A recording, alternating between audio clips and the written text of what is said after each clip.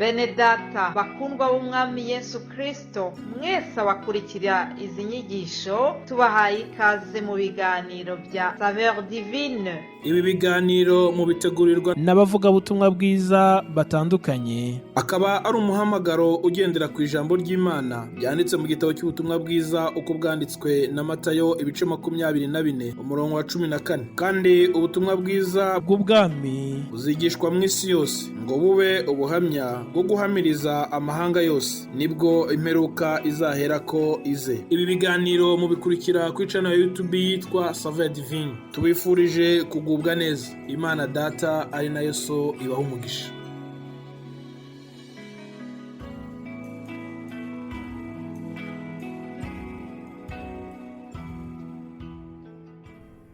Yesu ashimwe, Yesu ashimwe inshuti z'umusaraba bakundwa mwese abakurikira ibi biganiro bya Saveur Divine.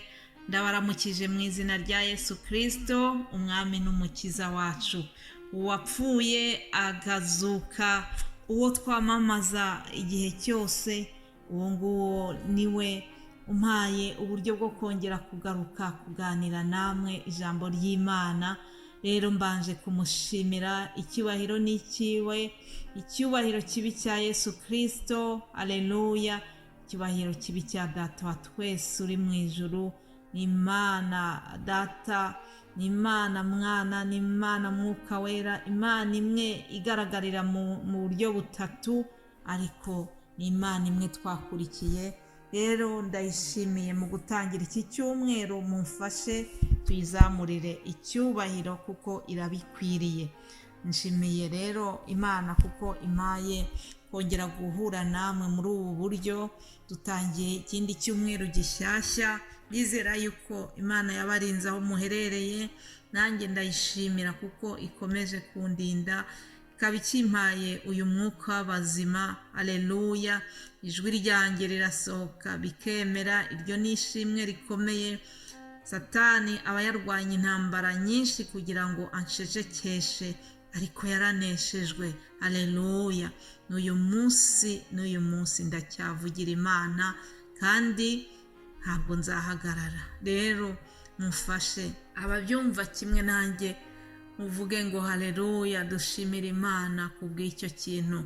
Ndashimira Imana kandi kubwanyu wowe unyumva, mwifurije ikaze mu kumva ijambo ry'Imana n'umugisha twahawe wo kugira ngo tujye tuzinduka twamamaza ubutumwa bwiza. Hari uwigeze kuvuga ati mu mirimo yose ibaho kuri iyi si, mu mirimo yose ikorwa, ati nta kintu cyiza nko gukorera Imana. Nanjye rero numva muri ya mirimo yose nkora inyuranye, uyu murimo wo kuvugira Imana nta cyawundutira. Ndayishimiye rero kuko ijwi ryanjye rigishobora gusohoka kugira ngo nyivugire, kugira ngo mvuge ibyayo, kugira ngo mvuge inkuru nziza z'agakiza, kugira ngo nze nongere nkubwire ngo Imana iragukunda. Mu gutangira kino cyumweru twongere twibuke urukundo rw'Imana yadukunze, twongere tuyishimire. Ijambo ryarambwiye ngo nimurebe urukundo ruhebuje Data wa twese yadukunze, ngo rwatumye twitwa abana b'Imana, ngo kandi niko turi, aleluya. Yohana wa mbere igice cya 3 umurongo wa mbere haravuga ngo nimurebe urukundo ruhebuje Data wa twese yadukunze, rwatumye twitwa abana b'Imana, kandi niko turi, aleluya. Nicyo gituma ab'isi batatumenye kuko batayimenye. Ngo bakundwa, ubu turi abana b'Imana, ariko uko tuzamera ntikurerekanwa, aleluya. Icyakora icyo tuzi nuko Yesu niyerekanwa tuzasa nawe, kuko tuzamureba uko ari, kandi ufite ibyo byiringiro muri we yiboneza nk'uko uwo ni Yesu, nk'uko uwo aboneye. Imana ishimwe cyane. Bakundwa, ngo nimurebe urukundo Data wa twese yadukunze, rwatumye twitwa abana b'Imana. Yewe wowe unyumva muri aka kanya, mbese uri umwana w'Imana? mbese wakiriye Yesu Kristo nk'umwami n'umukiza wawe? Yesu niba waramwakiriye ni ikintu cyiza cyane.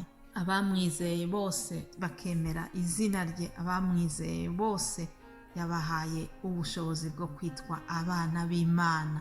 Haleluya, haleluya. Cyangwa nawe ukaba uri mu bana b'Imana. Kujya mu rusengero ntibihagije, kuba utunze Bibiliya ntibihagije. Icy'ingenzi ni uko hari igihe waba warafashe icyemezo ukavuga uti ndashaka kwinjira mu muryango kuko w'abana b'Imana, ndashaka kuvuka bundi bushya. Haleluya. Twabyawe n'ababyeyi batubyaye abagifite umugisha wo kubagira, ni byiza, ariko n'abatakibafite twese twabyawe mu buryo bw'umubiri, ariko ni byiza yuko umuntu avuka no mu buryo bw'umwuka, akavuka bundi bushya bwa kabiri. Ibyo tubona muri Yohana 3, Yesu yabwiye Nikodemu ngo ugomba kuvuka bundi bushya, kuko umuntu iyo atabyawe n'umwuka aba abuze ikintu. Hari ukubyarwa n'umubiri, ariko ugomba no kubyarwa mu buryo bw'umwuka. Rero wabyaye muri ubwo buryo ahinduka umwana w'Imana. Ndakwifuriza kugira ngo nawe ujye muri uyu mubare w'abana b'Imana. Icyakora icyo tuzi ni uko Yesu niyerekanwa tuzasa nawe. Haleluya. Kandi ufite ibyo byiringiro muri we yiboneza uko uwo aboneye.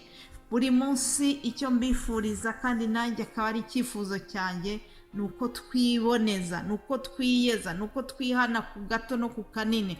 Uko icyumweru gihita kindi cyiza, nshuti yanjye ndakwinginze ngo urusheho kwiboneza, turusheho kwitegura kugira ngo Yesu Kristo nagaruka gutwara itorero, natwe azatujyane, ntituzabure muri uwo mubare w'abazagendana bakazamukana nawe. Haleluya, haleluya.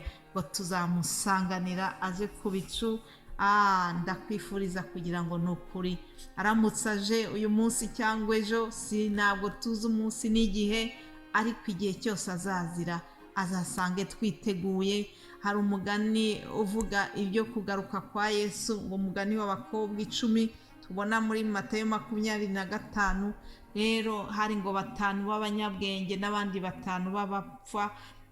Bituma rero abanyabwenge nibo Yesu yasanze biteguye ajyana nabo. Ndabifuriza kugira ngo natwe tube muri abo 5 b'abanyabwenge.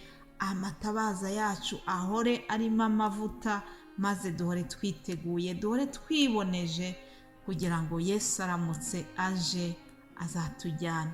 Haleluya. Ibyo byiringiro ni byiza. Ufite ibyo byiringiro byo kugaruka kwa Yesu yiboneza buri munsi. Ndakwifuriza mu gutangira kino cyumweru kugira ngo nukuri urusheho kwiboneza. Nanjye nibyo nisabira, turusheho kwiboneza. Uko icyumweru gitashye, uko dutangiye ikindi cyumweru, tujye dufata izindi ingamba nshyashya zo muri uru rugendo twiyemeje. Ndavugana n'abakiriye Yesu Kristo, ariko nawe utaramwakira, ni ukuri ntiwabura icyo ukura muri iyi nyigisho. Ndagusabira kugira ngo nawe ukore uko ushoboye, ukore ibikorwa byose byifuzwa. Burya ntabwo wabishaka ngo ubibure, ariko ushatse kwakira Yesu, ni ukuri utera intambwe imwe gusa, nawe agatera izindi agusanganira. Haleluya. Niba utarahura nawe, ndakwifuriza kugira ngo ni ukuri umushake, kandi numushakana umwete azakwiyereka. Imana ishimwe. Imana yacu ni nziza.